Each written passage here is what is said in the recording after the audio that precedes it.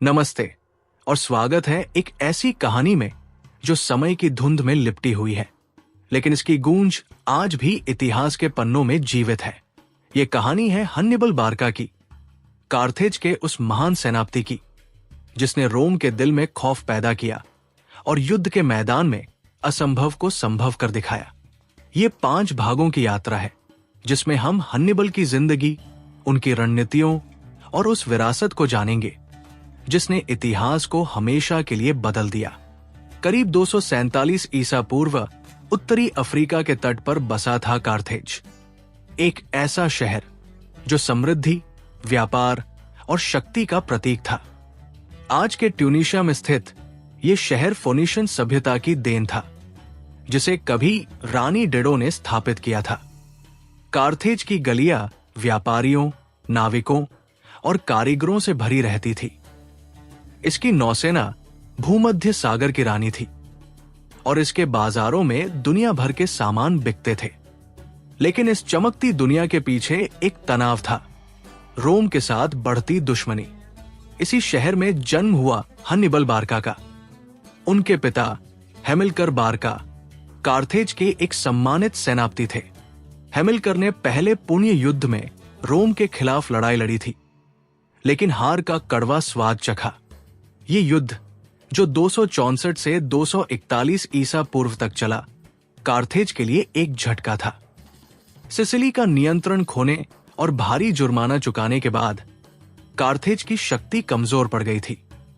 लेकिन हैमिल्कर के दिल में बदले की आग जल रही थी और इस आग को उन्होंने अपने बेटे हन्निबल में हस्तांतरित कर दिया। कहा जाता है कि जब हन्निबल महज 9 साल के थे, उनके पिता ने उन्हें एक यज्ञ के सामने बुलाया। हैमिल्कर ने हन्निबल से कसम खाने को कहा कि वो जीवन भर रोम का दुश्मन रहेगा। छोटे हन्निबल ने अपने पिता की आंखों में देखते हुए ये प्रतिज्ञा ली। ये पल हन्निबल के जीवन का आधार बना। रोम के प्रति उनकी नफरत, उनकी रणनीतियों का केंद्र और उनकी हर सांस का मकसद बन गया। हन्निबल का बचपन युद्ध की छाया में बीता। हैमिल्कर ने अपने बेटे को न सिर्फ तलवारबाजी और घुड़सवारी सिखाई, बल्कि युद्ध की रणनीति, सैन्य अनुशासन और नेतृत्व के गुर भी दिए। हन्निबल को ग्रीक दार्शनिकों की रचनाएं पढ़ाई गई ताकि वह रणनीति और बुद्धि में पारंगत हो सके। लेकिन किताबों से ज्यादा हन्निबल ने युद्ध के मैदान में सीखा। जब हैमिल्कर ने कार्थेज की शक्ति को फिर से मजबूत करने के लिए हिस्पानिया, आज का स्पेन, पर कब्जा करने का अभियान शुरू किया, तो हन्निबल उनके साथ थे। हिस्पानिया में कार्थेज ने चांदी की खदानों और स्थानीय जनजातियों पर नियंत्रण स्थापित किया। हैमिल्कर की सेना में हन्निबल ने पहली बार युद्ध की क्रूरता को करीब से देखा। लेकिन हैमिल्कर की मृत्यु 228 ईसा पूर्व में एक युद्ध में हो गई। इस नुकसान ने हन्निबल को झकझोर दिया, लेकिन उनकी इच्छा शक्ति को और मजबूत किया। हैमिल्कर के दामाद हस्द्रुबल ने कार्थेज की सेना का नेतृत्व संभाला और हन्निबल उनके अधीन एक युवा कमांडर बने। हस्द्रुबल के नेतृत्व में कार्थेज ने हिस्पानिया में अपनी पकड़ और मजबूत की। हन्निबल ने इस दौरान स्थानीय जनजातियों के साथ कूटनीति सीखी, उनकी भाषाएं जानी और उनके विश्वास को जीता। वो समझ गए कि युद्ध सिर्फ ताकत से नहीं, बल्कि बुद्धि और रिश्तों से भी जीता जाता है। लेकिन 221 ईसा पूर्व में हस्द्रुबल की हत्या ने कार्थेज को फिर से संकट में डाल दिया। अब 26 साल की उम्र में हन्निबल को सेना का नेतृत्व सौंपा गया। हन्निबल का पहला कदम था हिस्पानिया में कार्थेज की स्थिति को और मजबूत करना। उन्होंने स्थानीय जनजातियों पर हमले किए और कार्थेज का दबदबा कायम किया। लेकिन उनकी नजरें रोम पर थी। रोम, जो अब भूमध्य सागर में अपनी शक्ति बढ़ा रहा था, कार्थेज के लिए सबसे बड़ा खतरा था। हन्निबल जानते थे कि रोम को हराने के लिए उन्हें कुछ असाधारण करना होगा। 218 ईसा पूर्व में हन्निबल ने वो कदम उठाया जिसने इतिहास को हमेशा के लिए बदल दिया। उन्होंने रोम के खिलाफ दूसरा पुण्य युद्ध शुरू करने का फैसला किया। लेकिन ये युद्ध समुद्र या कार्थेज की जमीन पर नहीं लड़ा जाना था। हन्निबल ने एक ऐसा रास्ता चुना जिसे कोई सोच भी नहीं सकता था। वो अपनी सेना को लेकर, जिसमें युद्ध हाथी भी शामिल थे, आल्प्स पर्वत को पार करके सीधे इटली पर हमला करने वाले थे। ये योजना पागलपन से कम नहीं थी। आल्प्स के बर्फीले रास्ते, खतरनाक चट्टाने और शत्रुतापूर्ण जनजातियां हर कदम पर मौत इंतजार कर रही थी। लेकिन हन्निबल के लिए यह सिर्फ एक चुनौती थी। उनकी सेना में करीब 50,000 सैनिक, 9,000 घुड़सवार और 37 युद्ध हाथी थे। ये सेना न सिर्फ कार्थेज के सैनिकों से बनी थी, बल्कि इसमें हिस्पानिया और उत्तरी अफ्रीका की जनजातियां भी शामिल थी। हन्निबल ने इन सभी को एकजुट किया और उनके दिलों में रोम के खिलाफ जंग की आग भड़काई। जैसे ही हन्निबल ने आल्प्स की ओर कूच शुरू किया, रोम को इसकी भनक लगी। रोम की सीनेट में हलचल मच गई। कोई नहीं मान सकता था कि कोई इतना साहसी होगा कि आल्प्स को पार करके इटली पर हमला करेगा। लेकिन हन्निबल कोई साधारण सेनापति नहीं थे। वो एक दूरदर्शी थे, एक रणनीतिकार थे और सबसे बढ़कर एक ऐसा नेता थे जो अपने सैनिकों के साथ कंधे से कंधा मिलाकर चलता था। 218 ईसा पूर्व की गर्मियों का अंत था। हन्निबल ने हिस्पानिया में अपनी सेना को इकट्ठा किया। करीब 50,000 पैदल सैनिक, 9,000 घुड़सवार और 37 युद्ध हाथी। ये सेना न सिर्फ विशाल थी, बल्कि विविध भी। इसमें कार्थेज के अनुशासित सैनिक, नुमिदियन घुड़सवार, हिस्पानियाई योद्धा और गॉलिक जनजातियों के लड़ाके शामिल थे।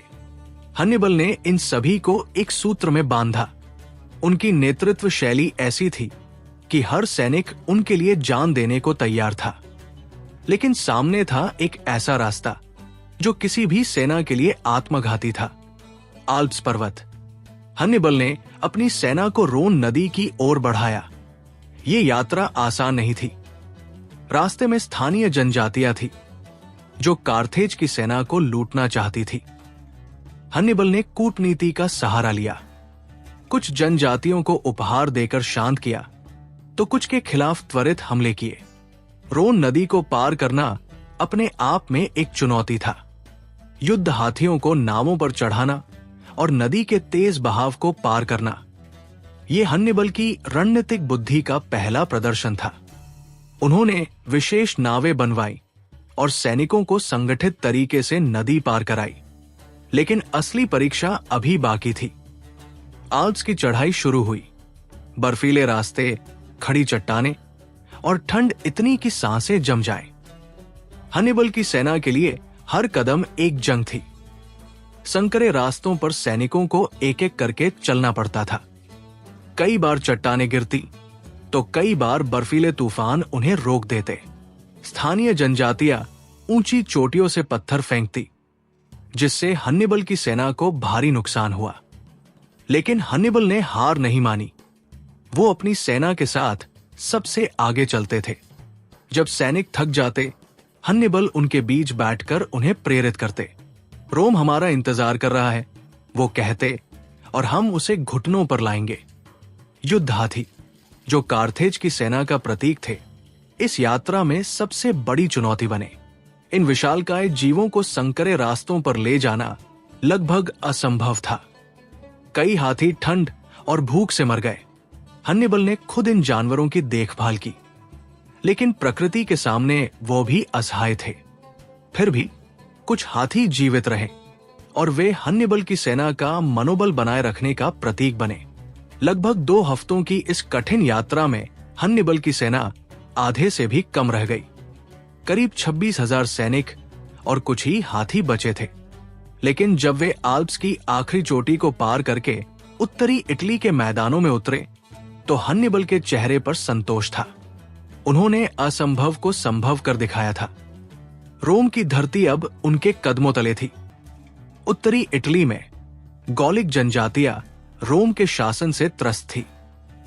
हन्निबल ने इसका फायदा उठाया। उन्होंने गॉलिक योद्धाओं को अपनी सेना में शामिल किया, वादा किया कि वो रोम को नष्ट कर देगा। उनकी सेना फिर से मजबूत होने लगी। लेकिन रोम को भी हन्निबल की मौजूदगी की खबर मिल चुकी थी। रोमन सेनापति पब्लियस कॉर्नेलियस स्किपियो ने हन्निबल को रोकने की योजना बनाई। 218 ईसा पूर्व के अंत में टिसिनस नदी के किनारे हन्निबल और रोम की सेनाओं का पहला मुकाबला हुआ। ये युद्ध छोटा था लेकिन महत्वपूर्ण। हन्निबल ने अपनी नुमिदियन घुड़सवार सेना का इस्तेमाल करके रोमन घुड़सवारों को तितर-बितर कर दिया। स्किपियो घायल हो गए और रोम की सेना को पीछे हटना पड़ा। ये हन्निबल की पहली जीत थी। रोम की अजेय सेना के लिए ये एक झटका था। टिसिनस की जीत ने गॉलिक जनजातियों का भरोसा हन्निबल पर और मजबूत किया। लेकिन हन्निबल रुके नहीं। वो जानते थे कि रोम को हराने के लिए उन्हें और बड़े हमले करने होंगे। कुछ ही हफ्तों बाद ट्रेबिया नदी के पास हन्निबल ने रोम की एक बड़ी सेना का सामना किया। रोम की सेना, जिसका नेतृत्व सेम्प्रोनियस लॉन्गस कर रहे थे, संख्या में हन्निबल से कहीं ज्यादा थी। लेकिन हन्निबल की रणनीति बेजोड़ थी। हन्निबल ने ट्रेबिया में अपनी बुद्धि का जादू दिखाया। उन्होंने रोमन सेना को ललकारने के लिए अपनी घुड़सवार सेना को भेजा। रोमन, जो गुस्से में थे, बिना सोचे समझे हन्निबल की सेना का पीछा करने लगे। हन्निबल ने अपनी सेना को एक ऐसी जगह पर ले जाया जहां पास में जंगल थे। उन्होंने अपने भाई मागों को एक छोटी टुकड़ी के साथ जंगल में छिपने का आदेश दिया। सर्दी का मौसम था और रोमन सैनिक ठंड से कांप रहे थे। हन्निबल ने सुबह सुबह हमला किया जब रोमन सैनिक नदी पार कर रहे थे। उनकी सेना थकी और ठंड से जकड़ी थी। जैसे ही युद्ध शुरू हुआ, मागों की टुकड़ी ने जंगल से निकलकर रोमन सेना के पीछे हमला कर दिया। ये एक घात थी जिसने रोम की सेना को पूरी तरह तोड़ दिया। हजारों रोमन सैनिक मारे गए और बचे हुए भाग खड़े हुए। ट्रेबिया की जीत ने हन्निबल को इटली में एक खतरनाक शक्ति के रूप में स्थापित कर दिया। रोम में हड़कंप मच गया। सीनेट में बहस छिड़ गई कि इस बर्बर सेनापति को कैसे रोका जाए। रोम की जनता में डर फैलने लगा। हन्निबल का नाम अब एक दहशत बन चुका था। लेकिन हन्निबल के लिए यह सिर्फ शुरुआत थी। वो जानते थे कि रोम को पूरी तरह हराने के लिए उन्हें और गहरे घाव देने होंगे। ट्रेबिया की जीत के बाद हन्निबल ने अपनी सेना को आराम दिया और अगले हमले की योजना बनानी शुरू की। उधर रोम ने भी अपनी रणनीति बदली। उन्होंने फैसला किया कि हन्निबल को खुली लड़ाई में हराना मुश्किल है। अब वे फैबियन रणनीति अपनाएंगे, हन्निबल को थकाने और उनकी आपूर्ति को काटने की रणनीति। लेकिन हन्निबल का अगला कदम और भी घातक होने वाला था। 217 ईसा पूर्व की सर्दियां बीत चुकी थी। हन्निबल अब इटली की धरती पर था और रोम की सेनाएं उसका मुकाबला करने में नाकाम रही थी। लेकिन रोम ने हार नहीं मानी। उन्होंने एक नई रणनीति अपनाई जिसे फैबियन रणनीति कहा गया। रोम के सेनापति क्विंटस फैबियस मैक्सिमस ने हन्निबल से सीधी लड़ाई से बचने का फैसला किया। इसके बजाय वे हन्निबल की सेना को थकाने, उनकी आपूर्ति लाइनों को काटने और छोटे-मोटे हमलों से परेशान करने की कोशिश करते रहे। यह रणनीति हन्निबल के लिए मुश्किलें पैदा कर रही थी। उनकी सेना भोजन और संसाधनों की कमी से जूझ रही थी और गॉलिक जनजातियों का समर्थन भी कमजोर पड़ने लगा था। लेकिन हन्निबल कोई साधारण सेनापति नहीं थे। उन्होंने फैबियस की रणनीति को समझ लिया और उसका जवाब देने की ठानी। 217 ईसा पूर्व में हन्निबल ने मध्य इटली की ओर कूच किया। उन्होंने अपुलिया और कैंपानिया के उपजाऊ क्षेत्रों में अपनी सेना को ले जाकर रोम की आर्थिक ताकत को निशाना बनाया। उनकी सेना ने गांवों को लूटा, फसलों को जलाया और रोम के सहयोगी शहरों को धमकाया। ये रोम के लिए एक चुनौती थी। या तो वे हन्निबल से लड़े या अपनी जमीन को तबाह होते देखें। रोम की सीनेट और जनता में गुस्सा बढ़ रहा था। फैबियस की रणनीति को कायरता माना जाने लगा।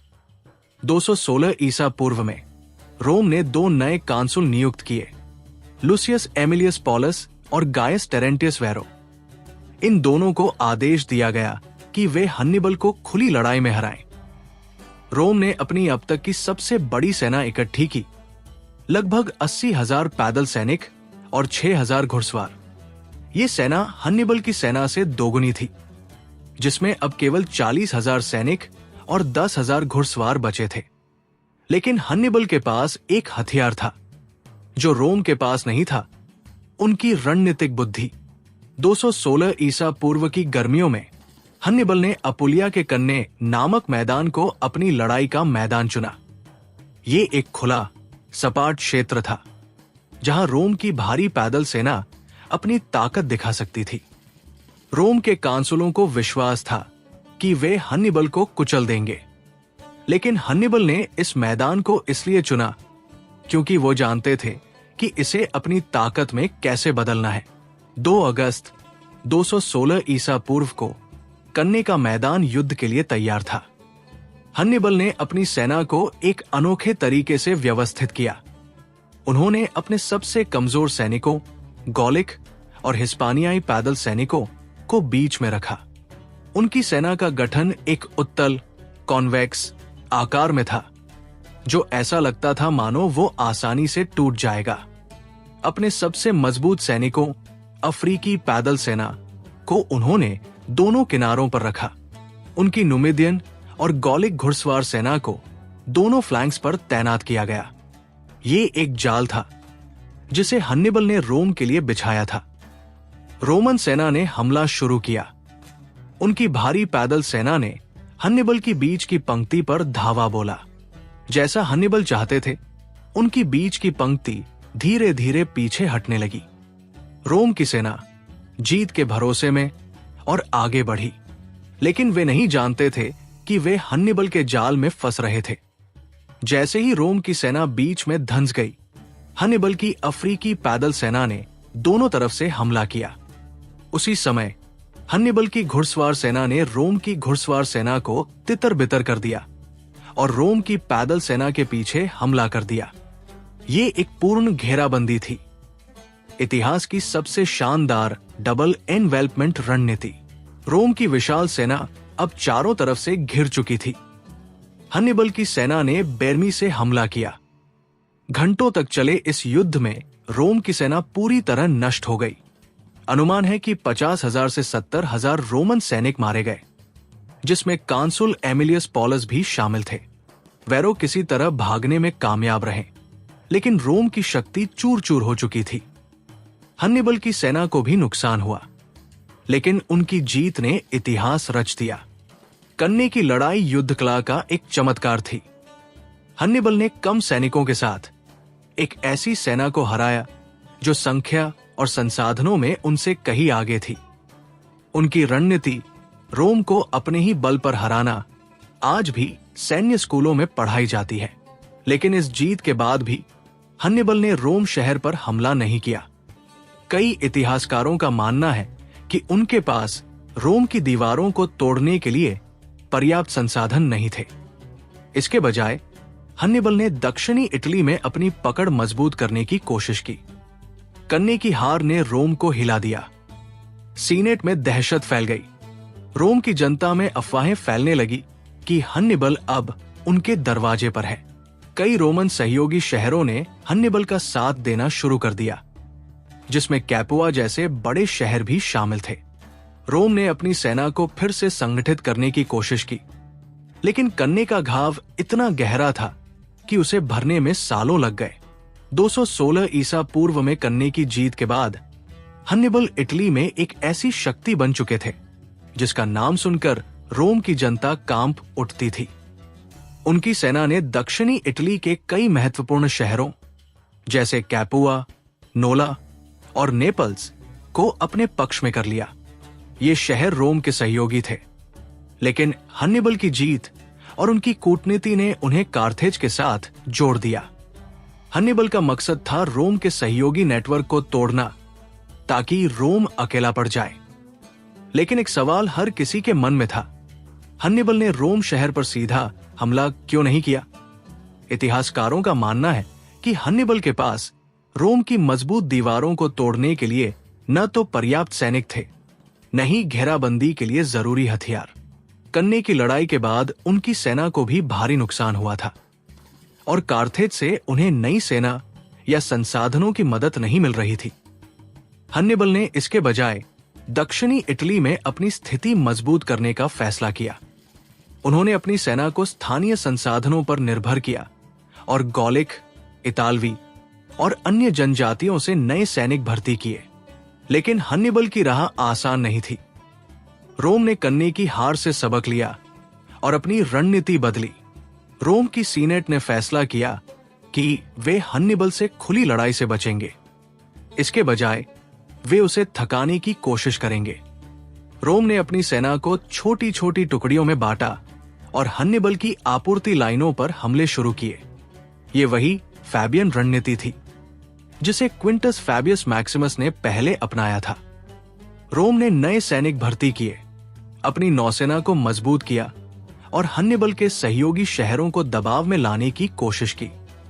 215 से 211 ईसा पूर्व तक हन्निबल इटली में एक छापामार युद्ध लड़ते रहे। उनकी सेना गतिशील थी और वे रोम की छोटी टुकड़ियों पर अचानक हमले करते थे। हन्निबल की रणनीति थी रोम के संसाधनों को नष्ट करना और उसके सहयोगियों को तोड़ना। लेकिन यह रणनीति धीरे धीरे कमजोर पड़ने लगी। रोम ने अपनी सेना को फिर से संगठित किया और हन्निबल के सहयोगी शहरों पर हमले शुरू किए। कैपुआ जैसे शहर जो हन्निबल के साथ थे, रोम के दबाव में वापस रोम के पक्ष में जाने लगे। हन्निबल की सबसे बड़ी चुनौती थी कार्थेज से समर्थन की कमी। कार्थेज की सीनेट में हन्निबल के अभियान को लेकर मतभेद थे। कई नेताओं का मानना था कि हन्निबल का युद्ध बहुत महंगा है और कार्थेज को अपनी नौसेना और व्यापार पर ध्यान देना चाहिए। हन्निबल के भाई हसद्रुबल बारका हिस्पानिया में कार्थेज की सेना का नेतृत्व कर रहे थे, लेकिन उन्हें भी रोम की सेनाओं का सामना करना पड़ रहा था।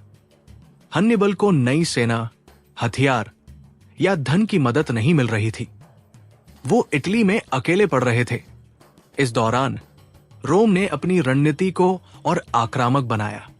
उन्होंने हिस्पानिया और सिसिली में कार्थेज के ठिकानों पर हमले शुरू किए। 212 ईसा पूर्व में रोम ने सिरैक्यूज शहर पर कब्जा कर लिया, जो कार्थेज का महत्वपूर्ण सहयोगी था। हिस्पानिया में रोमन सेनापति स्किपियो अफ्रीकन्स ने कार्थेज की सेना को कमजोर करना शुरू किया। रोम का मकसद था हन्निबल को इटली में फंसाए रखना और कार्थेज की दूसरी शक्तियों को नष्ट करना। 211 ईसा पूर्व में हन्निबल ने एक साहसी कदम उठाया। उन्होंने रोम शहर की ओर कूच किया। उनका मकसद था रोम की जनता में दहशत फैलाना और सीनेट को दबाव में लाना। हन्निबल की सेना रोम की दीवारों के करीब पहुंची, लेकिन ये एक प्रतीकात्मक कदम था। उनके पास शहर पर हमला करने की ताकत नहीं थी। रोम की जनता डर गई, लेकिन सीनेट ने हिम्मत नहीं हारी। हन्निबल को वापस लौटना पड़ा। इस घटना ने हन्निबल की सीमाओं को उजागर कर दिया। वो इटली में एक शेर था, लेकिन बिना समर्थन के उसकी ताकत सीमित थी। इसके बाद के सालों में हन्निबल का अभियान धीरे धीरे कमजोर पड़ने लगा। रोम ने अपनी सेना को और मजबूत किया और हन्निबल के सहयोगी शहरों को एक एक करके वापस अपने नियंत्रण में ले लिया। 207 ईसा पूर्व में हन्निबल के लिए एक बड़ा झटका लगा। उनके भाई हसद्रुबल ने हिस्पानिया से एक नई सेना के साथ इटली पहुंचने की कोशिश की ताकि हन्निबल को समर्थन मिल सके, लेकिन रोम की सेना ने मेटोरस नदी के पास हसद्रुबल को घेर लिया और उसकी सेना को नष्ट कर दिया। हसद्रुबल मारा गया और उसका कटा हुआ सिर हन्निबल के शिविर में फेंक दिया गया। ये हन्निबल के लिए एक व्यक्तिगत और रणनीतिक हार थी। हन्निबल अब दक्षिणी इटली के छोटे से क्षेत्र ब्रूटियम तक सीमित हो चुके थे। उनकी सेना थक चुकी थी और स्थानीय सहयोगी कम हो रहे थे, लेकिन हन्निबल ने हार नहीं मानी। वे अपनी छोटी सी सेना के साथ रोम को परेशान करते रहे। उनकी मौजूदगी ही रोम के लिए एक खतरा थी, लेकिन रोम का जवाबी हमला अब और घातक होने वाला था। स्किपियो अफ्रीकन्स, जो हिस्पानिया में कार्थेज को हरा चुके थे, अब कार्थेज की धरती पर हमले की योजना बना रहे थे। 207 ईसा पूर्व तक हन्निबल इटली के दक्षिणी छोर ब्रूटियम में सिमट चुके थे। उनकी सेना छोटी हो चुकी थी और रोम के सहयोगी शहर एक एक करके वापस रोम के पक्ष में जा रहे थे। हन्निबल अब भी रोम के लिए खतरा थे, लेकिन उनकी ताकत पहले जैसी नहीं रही। उधर रोम ने अपनी रणनीति को और आक्रामक बना लिया। रोमन सेनापति पब्लियस कॉर्नेलियस स्किपियो, जिन्हें बाद में स्किपियो अफ्रीकन्स कहा गया, ने हिस्पानिया में कार्थेज की सेना को हराकर उनकी शक्ति को कमजोर कर दिया था। अब स्किपियो की नजर कार्थेज की धरती पर थी। 204 ईसा पूर्व में स्किपियो ने उत्तरी अफ्रीका पर हमला बोला। उन्होंने कार्थेज के आसपास के क्षेत्रों पर कब्जा करना शुरू किया और स्थानीय नुमिदियन जनजातियों को अपने पक्ष में कर लिया। कार्थेज की सीनेट में दहशत फैल गई। वे जानते थे कि अगर उनकी राजधानी गिर गई तो सब कुछ खत्म हो जाएगा। हन्निबल, जो पिछले 15 सालों से इटली में रोम को चुनौती दे रहे थे, अब अपनी मातृभूमि को बचाने के लिए बुलाए गए। 203 ईसा पूर्व में हन्निबल को मजबूरन इटली छोड़कर कार्थेज लौटना पड़ा। ये उनके लिए एक कड़वा पल था। उन्होंने रोम को घुटनों पर नहीं ला सका, लेकिन उनकी मौजूदगी ने रोम को कभी चैन से सांस नहीं लेने दिया। 202 ईसा पूर्व में हन्निबल कार्थेज पहुंचे। उनकी सेना अब पहले से भी छोटी थी, लगभग 36,000 सैनिक, जिनमें उनके पुराने अनुभवी सैनिकों के साथ साथ नई भर्तियां भी थी। कार्थेज की सीनेट ने उन्हें जल्दी से सेना संगठित करने का आदेश दिया। हन्निबल जानते थे कि स्किपियो कोई साधारण सेनापति नहीं है। स्किपियो ने हन्निबल की रणनीतियों का अध्ययन किया था और उनकी कमजोरियों को समझ लिया था। ये युद्ध हन्निबल के लिए अब तक की सबसे बड़ी चुनौती थी। 202 ईसा पूर्व में कार्थेज के पास जामा नामक मैदान में हन्निबल और स्किपियो की सेनाएं आमने सामने आई। ये दूसरा पुण्य युद्ध का निर्णायक युद्ध था। हन्निबल की सेना में 80 युद्ध हाथी, पैदल सैनिक और नुमिदियन घुड़सवार शामिल थे, लेकिन उनकी घुड़सवार सेना स्किपियो की तुलना में कमजोर थी, क्योंकि स्किपियो ने नुमिदियन राजा मासिनिसा को अपने पक्ष में कर लिया था। स्किपियो की सेना में लगभग 40,000 सैनिक थे, जो अनुशासित और अच्छी तरह प्रशिक्षित थे। हन्निबल ने अपनी सेना को 3 पंक्तियों में व्यवस्थित किया। पहली पंक्ति में कम अनुभवी सैनिक, दूसरी में कार्थेज के नागरिक सैनिक और तीसरी में उनके अनुभवी सैनिक थे, जो इटली में उनके साथ लड़े थे। उन्होंने अपने युद्ध हाथियों को सबसे आगे रखा। उम्मीद थी कि ये रोमन सेना को तितर बितर कर देंगे, लेकिन स्किपियो ने हन्निबल की रणनीति को भांप लिया। उन्होंने अपनी सेना को इस तरह व्यवस्थित किया कि हाथी उनके बीच से बिना नुकसान पहुंचाए निकल जाएं। जामा की लड़ाई शुरू हुई। हन्निबल के युद्ध हाथियों ने रोमन सेना पर हमला किया, लेकिन स्किपियो के सैनिकों ने तुरही और शोर मचाकर हाथियों को भगा दिया। कई हाथी उल्टे हन्निबल की सेना पर ही हमला करने लगे। इसके बाद स्किपियो की घुड़सवार सेना ने हन्निबल की घुड़सवार सेना को खदेड़ दिया।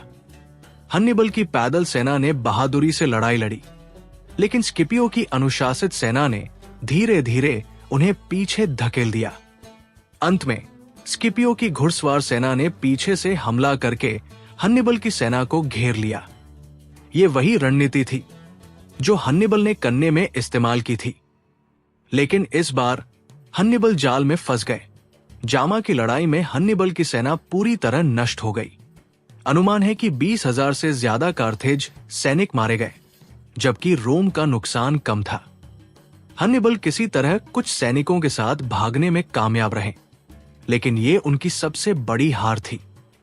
कार्थेज ने जल्द ही रोम के सामने आत्मसमर्पण कर दिया। दूसरा पुण्य युद्ध खत्म हुआ और रोम भूमध्य सागर की सबसे बड़ी शक्ति बन गया। जामा की हार ने हन्निबल के सैन्य अभियान को खत्म कर दिया। हार के बाद हन्निबल कार्थेज में रहे और शहर के पुनर्निर्माण में मदद की। उन्होंने सुधारों की वकालत की और कार्थेज की अर्थव्यवस्था को मजबूत करने की कोशिश की, लेकिन रोम ने उन्हें कभी भुलाया नहीं। 195 ईसा पूर्व में रोम के दबाव में कार्थेज की सीनेट ने हन्निबल को निर्वासित कर दिया। हन्निबल ने पूर्वी भूमध्य सागर में शरण ली, जहां उन्होंने विभिन्न राजाओं के लिए सलाहकार के रूप में काम किया। लेकिन रोम का डर हर जगह उनका पीछा करता रहा। 183 ईसा पूर्व में बिथिनिया, आज का तुर्की, में हन्निबल ने अपनी जिंदगी का अंत किया। कहा जाता है कि रोम की सेना ने उन्हें घेर लिया था और हार स्वीकार करने के बजाय हन्निबल ने जहर पीकर आत्महत्या कर ली। उनकी मृत्यु के साथ एक युग का अंत हुआ। लेकिन हन्निबल की विरासत कभी नहीं मरी। उन्होंने रोम जैसी महाशक्ति को 16 साल तक चुनौती दी, वो भी तब जब उनके पास सीमित संसाधन और समर्थन था। कन्ने की लड़ाई आज भी सैन्य रणनीति का एक चमत्कार मानी जाती है। हन्निबल ने दिखाया कि बुद्धि और नेतृत्व संख्या और ताकत से ज्यादा महत्वपूर्ण हो सकते हैं। हन्निबल की हार के बाद कार्थेज कभी अपनी पुरानी शक्ति को हासिल नहीं कर सका। 146 ईसा पूर्व में रोम ने कार्थेज को पूरी तरह नष्ट कर दिया। लेकिन हन्निबल का नाम जीवित रहा। रोम की कहानियों में, साहित्य में और युद्ध कला के अध्ययन में हन्निबल हमेशा एक शेर की तरह गूंजते रहे। ये थी हन्निबल बारका की कहानी, कार्थेज का शेर, जिसने रोम को चुनौती दी और इतिहास को हमेशा के लिए बदल दिया। उनकी गाथा हमें प्रेरित करती है कि चाहे कितनी भी मुश्किलें आएं, अपने लक्ष्य के लिए लड़ना कभी बंद नहीं करना चाहिए। धन्यवाद इस यात्रा का हिस्सा बनने के लिए। हन्निबल की ये कहानी अब खत्म हुई, लेकिन उनकी गूंज हमेशा हमारे साथ रहेगी।